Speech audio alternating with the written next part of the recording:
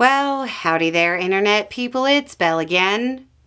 So today, we're going to talk about Trump striking Iran. Trump ordered a series of strikes on Iranian nuclear facilities. The strikes occurred yesterday and were conducted with a combination of B-2 strikes and sub-launched Tomahawks. We know that one of the strikes was targeted at the underground nuclear facility in northern Iran that was the subject of so much discussion and debate. There were two other strikes as well. Trump said the strikes were very successful. There's no way of actually knowing how successful they were yet, not given the information we'll go over in a minute. The immediate reaction from Congress was sharply divided. Most Republicans praised Trump for taking the U.S. to war. Notable exceptions include Thomas Massie, who called the action unconstitutional, and Marjorie Taylor Greene, who shortly before the announcement of the strikes said, "This is not our fight." With the exception of Fetterman, most Democrats were silent or opposed to the U.S. entrance into the war.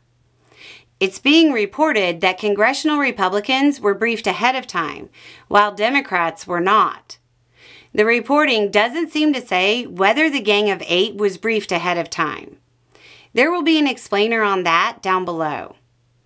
It's being reported that the U.S. actually gave Iran a heads up to say that the U.S. was only going to engage in airstrikes and not seek regime change. While normally that kind of conflict limitation is a good thing, it's not necessarily the case in this situation, as we'll talk about in a minute.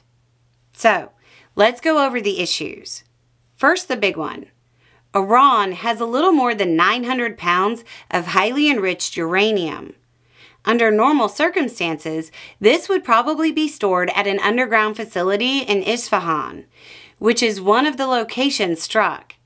However, the International Atomic Energy Agency Director General was talking about the location of the uranium and said, quote, "I'm not so sure. In a time of war, all nuclear sites are closed. No inspections, no normal activity can take place." He was also told by the Iranian government that the stockpile could be moved in the event of attacks, like those that have been happening for more than a week. There is a high probability that Iran's stores were moved and probably divided among multiple locations. State TV in Iran said the program, quote, "didn't suffer a major blow because the materials had already been taken out." Another issue is the potential Iranian military response. Iran has non-state actors scattered across the Middle East that might engage in an operation on Iran's behalf. This put roughly 40,000 U.S. service members in the region on high alert.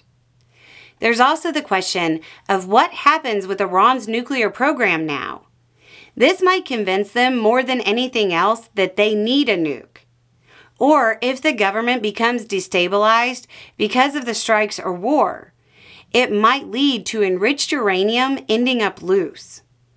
The long-term results of these strikes aren't known yet, but there's a high probability that the U.S. is less safe today than it was yesterday.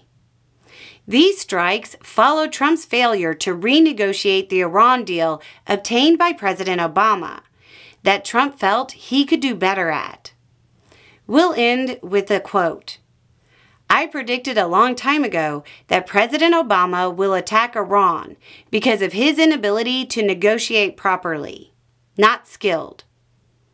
Donald Trump, November 10th, 2013. We'll keep you updated.